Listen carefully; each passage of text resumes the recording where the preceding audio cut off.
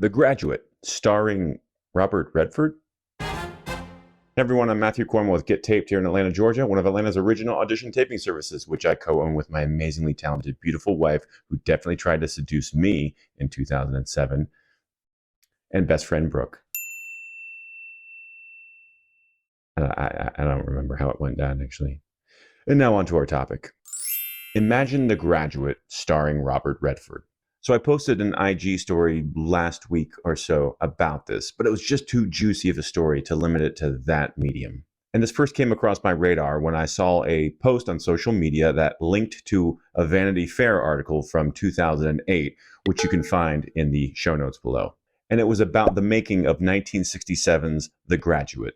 Now, of course, it starred Anne Bancroft as Mrs. Robinson and Dustin Hoffman as Benjamin. But the director, Mike Nichols, had a very difficult time finding his Benjamin. In fact, very early in the process, he talked to Robert Redford about the role because he had just worked with him on a previous movie.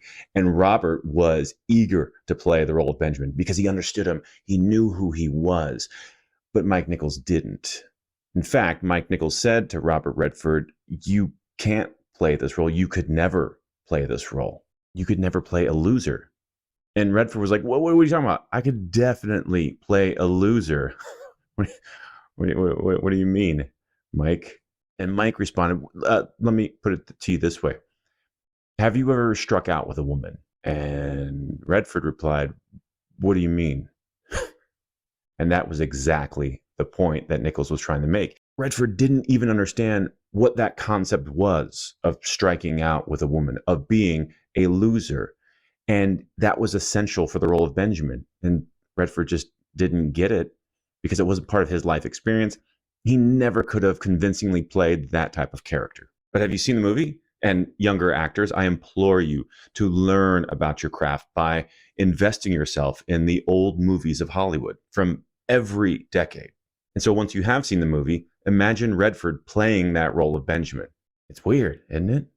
It doesn't work. It becomes a completely different movie that loses the soul of what ended up on screen that became such an iconic film.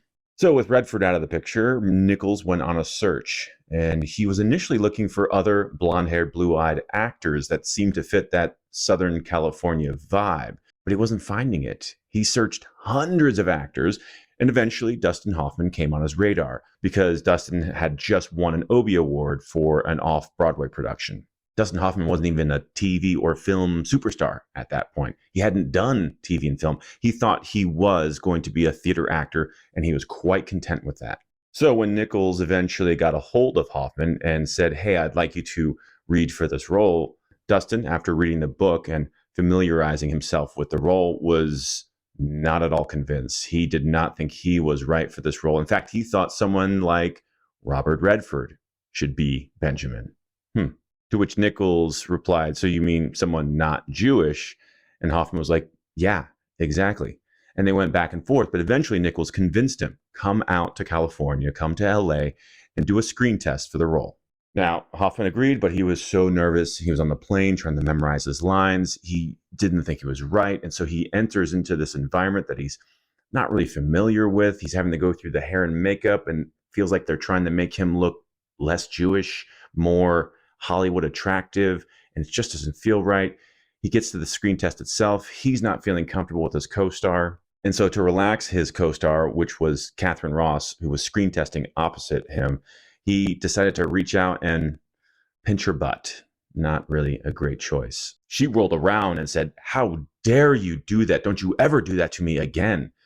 So now Hoffman is feeling like he has made a big mistake. He already knows he's not right for this role. Things are going bad. So he leaves that screen test with the confirmation that he walked into the screen test with, which is, this role is not right for me. In fact, many years later, when he was talking about this experience, Hoffman said that he knew he was not supposed to be in the movies. He said, I'm supposed to be where I belong. An ethnic actor is supposed to be in ethnic New York playing an ethnic character in ethnic off-Broadway. He knew his place. Kind of a sad story, but you can see where his headspace was as he flew back to New York with his tail between his legs. Now, imagine yourself in Mike Nichols' shoes, watching that whole experience of Dustin Hoffman's screen test play out before your eyes. all the awkwardness, all of the nervousness, all that stuff, the bad decision to pinch Catherine's butt, all of it, combined with the fact that he is and was at the time a brilliant actor, it's no surprise that he's thinking to himself, this is it. The search is over. He is Benjamin. It's at this point I want to take a step back and start to make a broader point. Both Hoffman and Redford were considered for this role. Both had different outcomes, and both were equally confused by that outcome. Redford thought he was perfect for the role and could play the role and didn't understand why Nichols disagreed. Hoffman thought he was wrong from the word go, and so he was confused why Mike Nichols disagreed and ultimately cast him as Benjamin. So what's going on here? Actors? Seriously. I think many of us, myself included, were taught or developed this notion early on that actors, to be considered professional or good, had to be infinitely versatile, to be able to play every role ever written and maybe every part of the human experience. And I'll just skip to the end here. It's false. 100% false. I mean, was Redford a failure for not being able to convince Mike Nichols that he was right for Benjamin? No. Was Hoffman somehow less of an actor because he could not see himself in that role? No. The problem is perception, our internal perception versus the world's perception of us, or a casting director's perception of us. Pop quiz. How did you feel the first time you heard your voice or saw your own image played back to you on a camera? Terrified? Horrified? You're thinking, wait, I sound like that to you? That's what you hear when I talk?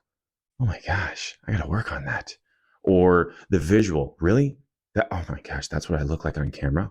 Heck, some of you still, after hundreds of auditions, can't stand to watch yourself back on camera. And if that's true, how can you possibly expect to see yourself the way casting does, the way anybody else does? You can't be objective. You still cannot be objective about yourself. So how could you understand the way someone else in their shoes perceives you in a room?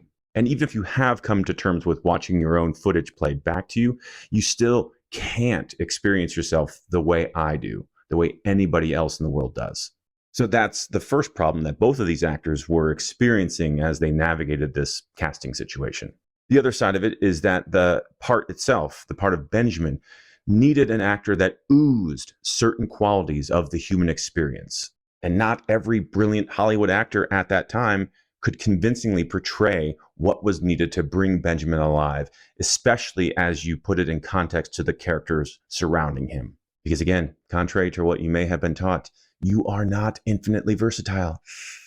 Sorry, not sorry.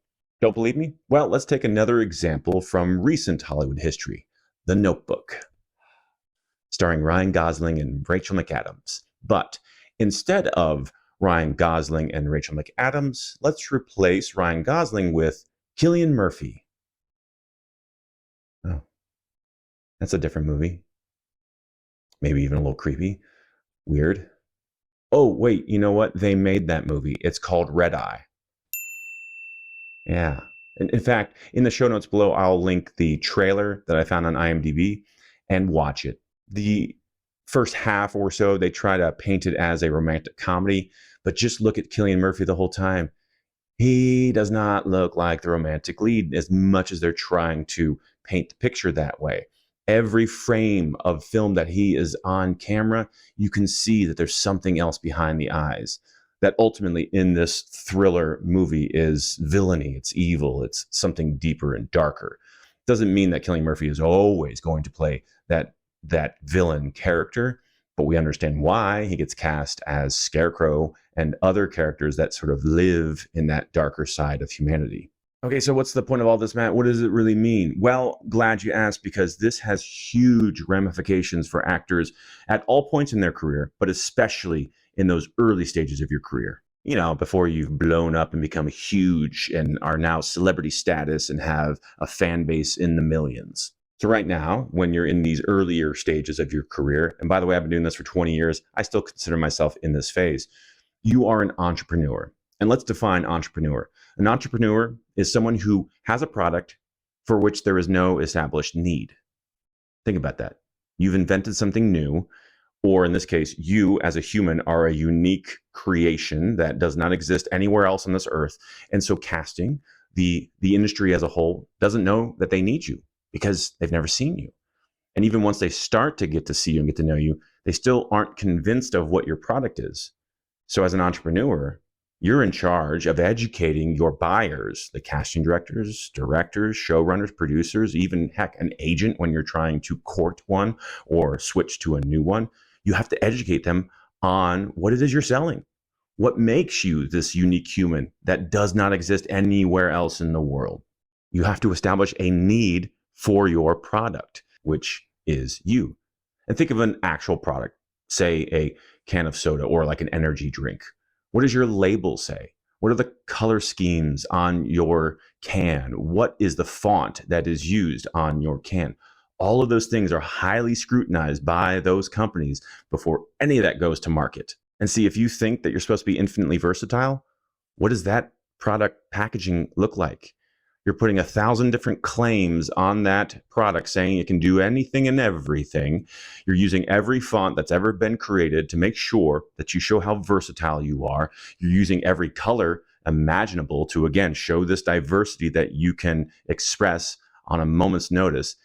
And when you stand back and look at all of that crammed into one little package, it's overwhelming, it's confusing, and quite honestly, it's not attractive. So when we're in these early stages of our career, or we're in the early stages of a relationship with someone in the industry, like a casting director that you are now reading for the first time, it is of utmost importance that you understand and then convey to them the specificity of who you are. When every audition carries so much weight because it might be the first or second time that you're in front of this casting director or this decision maker, and you're trying to establish a long relationship that will last your entire career, the shortcut to building that relationship is to be 10,000% confident in who you are.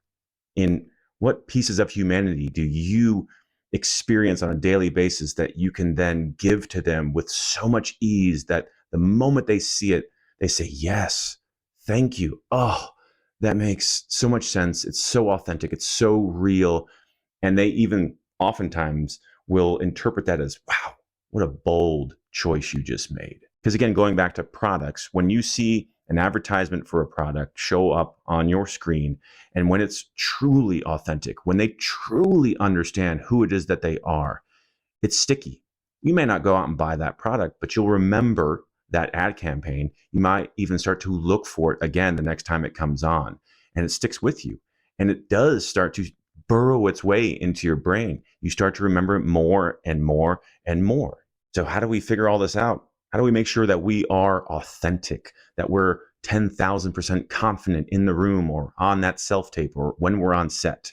How do we make sure we're memorable? Well, I buried the lead on this one, but this is exactly what's on offer with the Sam Christensen image process.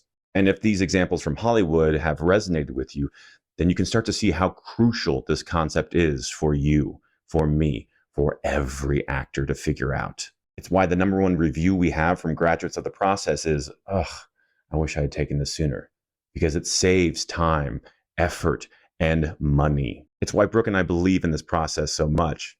It's also why I will continue to make videos about this topic using different stories and anecdotes so that you can continue to see this process from different perspectives and learn more insight into what it is you'll experience at the actual 4-day workshop.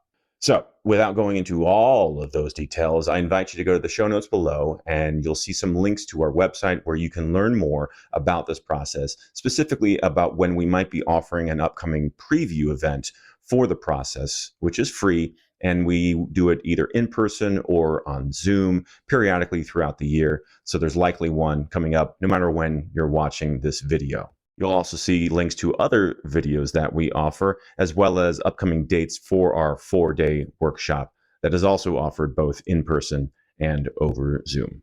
But having said all that, if you have any questions or comments, drop them below. That's it for now. Thanks for watching, and we'll see you on set.